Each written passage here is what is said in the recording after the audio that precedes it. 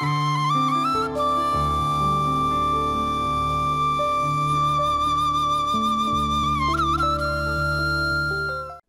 TV பார்வையாளர்கள் வாசகர்கள் எல்லோருக்கும் வணக்கம். உளவளம் உளநலம் பேணவே மகிழ்வான வளமிக்க வாழ்வுக்கு நாங்கள் நல்லவர் ஆவதும் கெட்டவர் ஆவதும் ஒரு மணித்துளி நேரத்துக்குள் தாங்கள் எடுக்கும் முடிவில் இருக்கும் என்ற தலைப்பு. நாங்கள் நல்லவராகின்றான கெட்டவராகின்றான எப்படி ஆகிறோம் என்றது ஒரு நொடியில தெரியும். அதாவது ஒரு நொடி பொழுது நீங்கள் எடுக்கிற முடிவில் தான் தங்கியிருக்கு. நீ நல்லவரா, அந்த நீ எடுக்கிற முடிவில் தங்கியிருக்கு. நீ கெட்டவரா, நீ எடுக்கிற முடிவில் தங்கியிருக்கு. அந்த முடிவெடுக்கிறதுக்கு நாங்கள் சரியாக பயிற்சி எடுக்கணும். அதாவது தாங்கள் எடுக்கும் முடிவில் இருக்கும் தலைப்பில் முடிவெடுத்தலில் கவனம் தேவை என்பதை தான் விளக்க விரும்பும். இப்போ முடிவெடுக்கிறதுல பிழைச்சி கொண்டா ஒரு செகண்ட், ஒரு மில்லி செகண்ட், ஒரு மினிட், இந்த அளவுல சொல்லி வர நேரத்தில் எடுக்கிற முடிவு தான் உங்களோட வாழ்க்கையை தீர்மானிக்கும். நல்லவன் என்றாலும் அந்த முடிவில் தான் தங்கியிருக்கு, கெட்டவர் என்றாலும் அந்த நீர் எடுக்கிற முடிவில் தான் தங்கியிருக்கு. வாழ்க்கைக்கு தேவை நீர் எடுக்கிற முடிவு தான் உங்களோட வாழ்க்கைக்கான அத்திவேர். அப்போ உதாரணமாக நேரொரு அலுவலகத்தில் வேலை செய்யும். அப்போ ஏனையவர்கள் பார்ட்டி, பர்த்டே பார்ட்டி என்று அழைத்துட்டார். அப்போ அவர்கள் என்ன செய்வார்கள்? மதுபானம் அருந்துவார். நீர் மது அருந்தாதால் இல்லை நீ கொக்கோ கோலா குடி, அதை குடி என்று சொல்லி அவர் உங்களோட சேர்ந்து இடித்து விட்டுருவார். நீர் அதுக்கு இணங்கி போனீரோண்டா நீரும் அவையோடு சேர்ந்து மது குடித்தேன்னு சொல்லுவேன், கொக்கோ கோலா குடித்தேன்னு சொல்ல மாட்டேன்.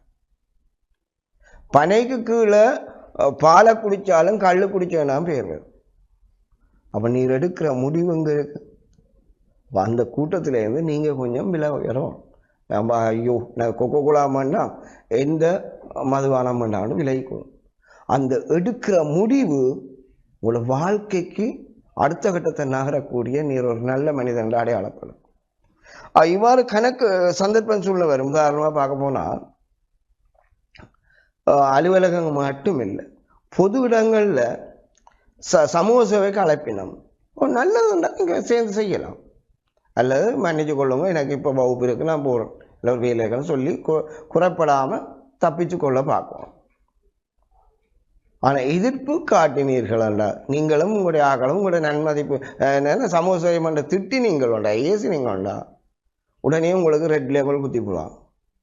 இது சமூகத்துக்கு எதிரான அந்த ஒரு கணப்பொழுதில் எடுக்கிற முடிவு தான் உங்களை கெட்டவராக மாற்றிவிட்டு.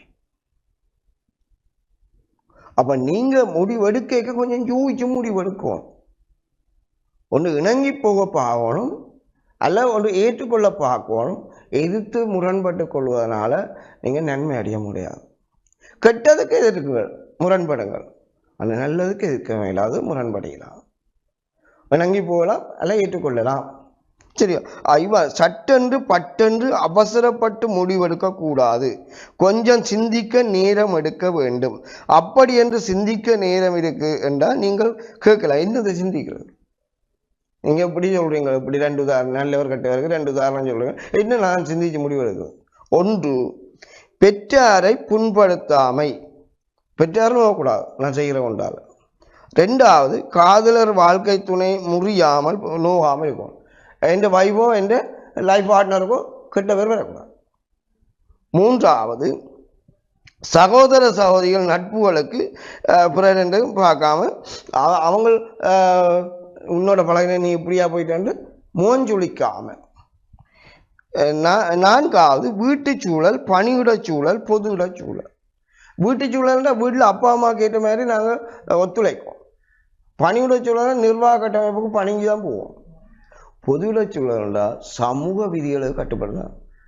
அப்போ நீங்கள் முடிவெடுக்கும் போது இந்த 4 விடயங்களில் சிந்தித்து நல்ல சமூகத்தோடு இணையக்கூடிய முடிவெடுத்தா நீங்கள் நல்லவர்.